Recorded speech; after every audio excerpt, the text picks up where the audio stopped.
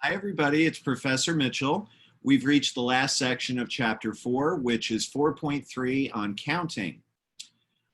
So we will use various counting techniques to solve probability problems. Because remember, in order to find the probability of an event, you need to know the number of ways that that event can occur. And so sometimes that's a little more complicated than just 1, 2, 3, 4, 5, 6. And you have to use a formula. So there are three different formulas that we'll talk about in this section. The first one is called the fundamental counting principle. And my favorite tired old cliche example of the fundamental counting principle goes a little something like this. And maybe I'll update it for Zoom in 2020. So suppose that I have 5 different shirts that I wear for work, and I have 4 different Zoom backgrounds. And, so I want to change it up a little bit throughout the semester. And so I'm going to consider, kind of the setting of my lecture to be different as long as either my shirt or my Zoom background is different. So the question is, if I have 5 shirts and 4 Zoom backgrounds, how many different ways can I put them together in order to create what you're looking at? All right, well, the first step is for me to choose my shirt, and I have 5 choices. And then after I've chosen my shirt, I need to choose a Zoom background. And I have 4 choices for that, regardless of which shirt I chose, which means that there are 20 different ways to combine my shirt with my Zoom background. So that's an example of the fundamental counting principle. It says that if there are K1 choices for the first event, so in my example, that's choosing a shirt, there were 5 choices. K2 choices for the second event, so in my example, that's choose a Zoom background, there were 4 choices. And you can have other choices. So, choose a pair of pants, choose a pair of shoes, choose a song to play in the background, okay? So you just need to know how many ways are there for each of those things to be chosen. And then the total number of outcomes is K1 times K2 times K3, all the way up to K sub n. So you just take the number of choices for each stage of the event, or each event, what they're saying, and multiply all of those together. So for example, suppose a 3-digit model number is to be selected using an initial letter A, B, C, or D, followed by 2 numbers from 0 to 9. The question is, how many different model numbers are possible? So there are 4 letter choices, A, B, C, or D, 10 number choices. Remember, 0 through 9 is 10. It's not 9, right? And you also have 10 choices for the third number. So the number of possible outcomes is 4 times 10 times 10, which is 400. All right, next we have permutations. Permutations are the number of different ways in which objects can be arranged in order. So I'm looking around to see what I have near me. And I found a few things. Okay, so here I have a pen, a mask, a phone, which doesn't work, and a pair of scissors. So if I was going to arrange these things on my desk, the question is, how many different ways are there to put them in order? All right, so I'll take my 4 things, and I won't really pay much attention. I'll just pick one, and I come up with the scissors, okay? So there are 4 ways that I could have made that choice. Now I'm going to put the scissors down. In my hands, I have 3 things left. So for the second thing, I have 3 choices. Let's say I pick this. For the third thing, I have 2 choices. Eeny, meeny, miny, moe. Go with the phone. And for the last thing, I only have one choice. I have the pen. So this is really a special case of the fundamental counting principle.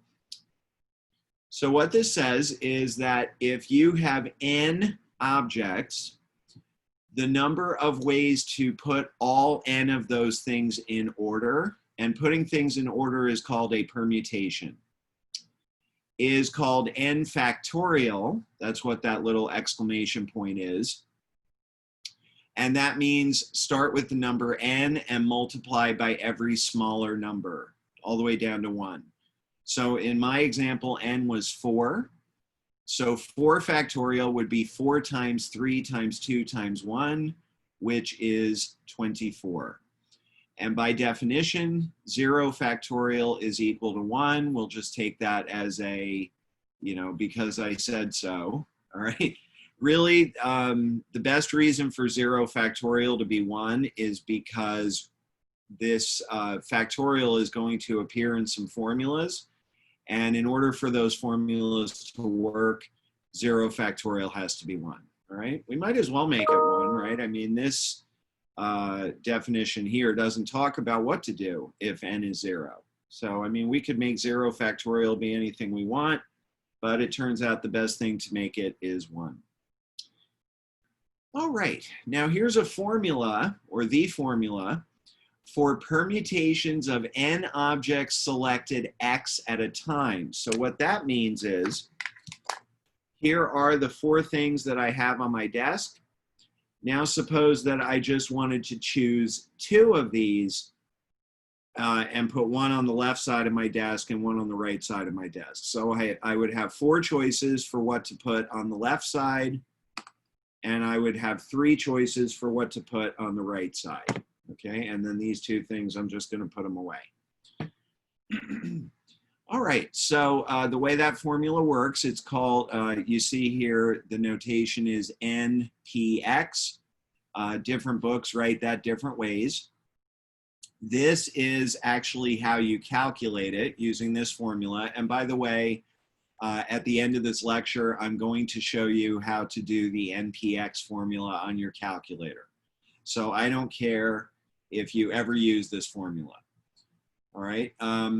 Now this here does exactly the same thing that this does. This looks maybe a little more complicated. And by the way, I had to put the 3 dots over top of the box. What this means is start with the number n and multiply by every smaller number until you get to the number n minus x plus 1. Now, when it's in terms of n and x, that sounds very complicated, but when you put actual numbers there, let's say that you were trying to calculate 5p3. What this means is start with the number 5 and count down 3 times. 5 times 4 times 3. Stop, because 5, 4, 3 is 3 numbers. If it was 8p2, you start with the number 8 and just count to the next number, 8 times 7. 8 times 7 is 2 numbers, okay? So n is the total number of objects, and x is the number of objects to be selected. And again, I'm going to show you how to do this on your calculator. So you really don't ever have to use the formula. Suppose that 2 letters are to be selected from A, B, C, and D and arranged in order. So what I sometimes do with this problem is dress it up as a slightly more interesting word problem. Let's say that your club has Alice, Bob, Carol, and Doug, and you need to pick 2 of those people to be the president and the vice president of the club. Okay, would be the exact same problem. So the number of permutations with n equals 4 and x equals 2 is 4p2. You see there they are doing the formula. 4p2 comes out to 12.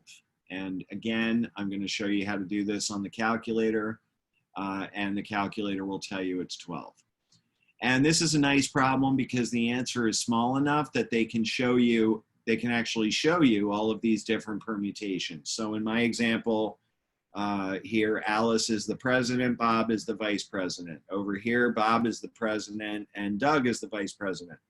Okay? So those are all the permutations of 2 letters taken out of 4 choices. All right, and the last counting technique we're going to talk about is combinations. Combinations are similar to permutations, except with combinations, we don't care about order. So like in this problem here, I'm counting AB and BA separately, which is exactly what I should be doing, because Alice being the president and Bob being the vice president is different than Bob being the president, Alice being the vice president, right? But sometimes we don't care about that. So in the club example, let's say your club had 10 members and you want 3 of them to be on a committee, all right? So if the people on the committee all have the same role, then we don't care about order. We would consider ABC to be the same thing as CAB, okay? So that formula is a little different. The formula for combinations of n objects selected x at a time is written NCX, and I will always read that as n choose x, okay? So the difference between this formula and the permutations formula is there is an extra x factorial in the denominator, okay? Which means just take your permutation formula written this way and divide it by x factorial. But again, I'm going to show you how to do it on the calculator, so you'll never have to use the formula. So one more time, the difference between permutations and combinations. You use permutations when order is important. Use combinations when it's not important. Suppose that 2 letters are to be selected from A, B, C, D. How many combinations are possible? In other words, order is not important. So this is like you have 4 friends at your house and you want to send 2 of them on a beer run, all right? Well then, you know, Alice, Bob, and Bob, Alice are the same thing. We're just sending Alice and Bob to the store, okay? So we're not going to count those separately. So here it is using the formula. The number of combinations would be only 6. And you can see those listed there. We're taking our permutations from the last example and just cutting them in half, all right? So the only combinations are AB, AC, AD, BC, BD, CD. There are 6 of them. And that's really all there is to it for this section. So now I'm going to show you how to do this on the calculator. Unfortunately, I do not have a scientific calculator handy, so I'm just going to try to describe this to you. Follow along if you have your scientific calculator, and then I will show you how to do it on a graphing calculator. All right, so let me get that ready real quick. So the way you do this on a scientific calculator, let's say you're trying to do 5, choose 3. You would press the number 5. Then you would press the PRB button. See this here? I'm really sorry. I wish I could demonstrate this for you. When you press PRB, up top, you're going to get a menu of 3 things, and they're going to be NPR, NCR, and I believe R factorial. So if you're trying to do 5, choose 3, you would arrow over to NCR. I think NCR comes up in the middle. And then you would press enter.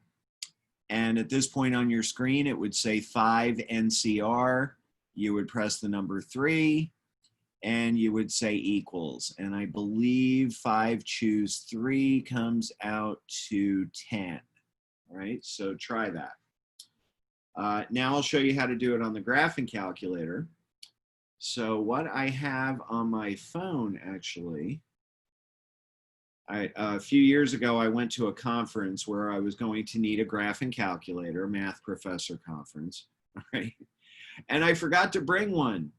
And I really didn't feel like spending $100 to buy a graphing calculator when I already owned one. So what I did instead was I paid $5, I think it was, for this app, which is a knockoff TI-83 calculator. I believe this app is called Graph and Calc, GRAPHNCALC 83, something like that. And it works exactly like a TI-83 calculator. So the way this works on here, again, doing 5, choose 3, or maybe we'll do 5P3 this time. So I would press the number 5. Now I'm going to go to math. And I'm going to see in the top right corner, it says PRB. I'm going to press that and press number 2.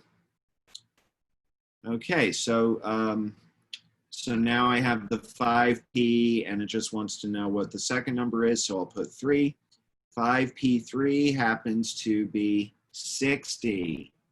So if I had 5 things on my desk and I wanted to arrange 3 of them in order, there would be 60 ways to do that. That's going to do it for section 4.3, and that's going to do it for chapter 4. So we'll see you next time.